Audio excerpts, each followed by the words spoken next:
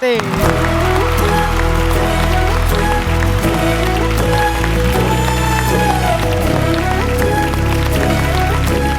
കുട്ടി, അതെ, ഇത് ഒരു രക്ഷയില്ല കേട്ടോ. എന്തൊരു ഭംഗിയായത്. ഒരു ഐറിഷ് കുട്ടിയെ പോലെ ഉണ്ട്. ശരിക്കും മക്കളെ, ഏത് പാട്ടാ പാടുന്നു? ഡെഡിക്കേഷൻ സ്നേഹസ്വരൂപനാഥ. ചിത്രം പ്രിയം. ബാക്കി പാടിയത് ചിത്ര ആന്റി. Music Barnea sir. മദ്രാസിൽ എങ്ങനെയാ പറയണേ? ഇവളല്ലേ മോഹൻ ലൈലാന്ന് ബെർണി അല്ല മോളെ, ബേണി. ബേണി. ബേണി ഇഗ്നീഷ്യസ്. സാരമില്ല, ബേണി ഇഗ്നീഷ്യസ്. ഓക്കെ. എഴുതിയത് രമേശ് നായർ സർ. ഈ വർഷം 1996. 2000 അല്ലേ? 2000 ഇല്ലേ? തെറ്റാണത്. എഴുതിയത് അമ്മ കണ്ടുപത്തി. അമ്മ കൈ കഴുകി. ഡെഡിക്കേഷൻ ഉണ്ടല്ലേ? ആർക്ക് വേണ്ടിട്ടാ? എന്റെ സിസ്റ്റർ അയറിന് വേണ്ടി.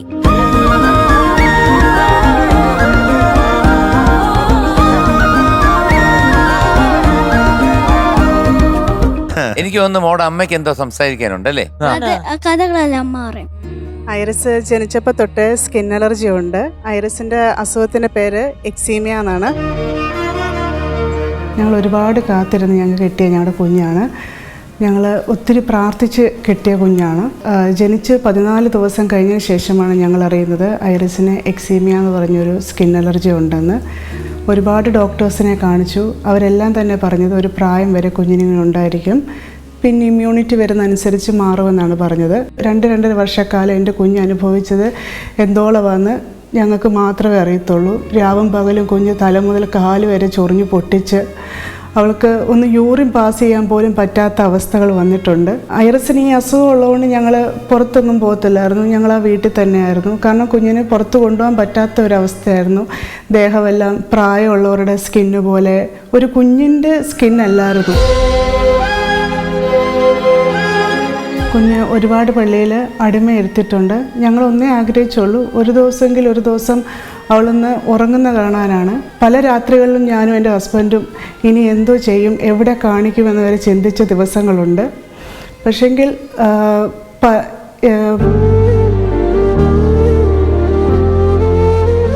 അങ്ങനെ ഇരിക്കുമ്പോഴാണ് അയറിൻ വരുന്നത്.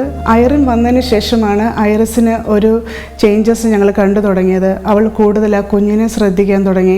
ആ ചൊറിച്ചിലിൽ നിന്ന് അവൾക്ക് ഇച്ചിരി കുറവ് കാണാൻ തുടങ്ങി. അവൾ ആദ്യമായിട്ട് അയറിനാണ് പാട്ട് പാടി കൊടുക്കുന്നത് ഞങ്ങൾ കേൾക്കുന്നത്.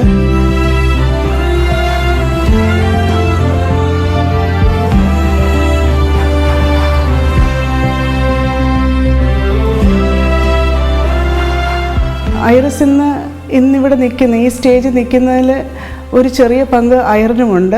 പിന്നെ ഞങ്ങൾ ആരെയും കാണിക്കാതെ ഞങ്ങളുടെ ഒരു മുറിയിൽ തന്നെ വളർത്തിയ ഞങ്ങളുടെ കുഞ്ഞ് ഇന്ന് ഈ സ്റ്റേജിൽ നിൽക്കുന്നത് ദൈവത്തിൻ്റെ ഒരു അനുഗ്രഹം കൂടെ ഉണ്ട്.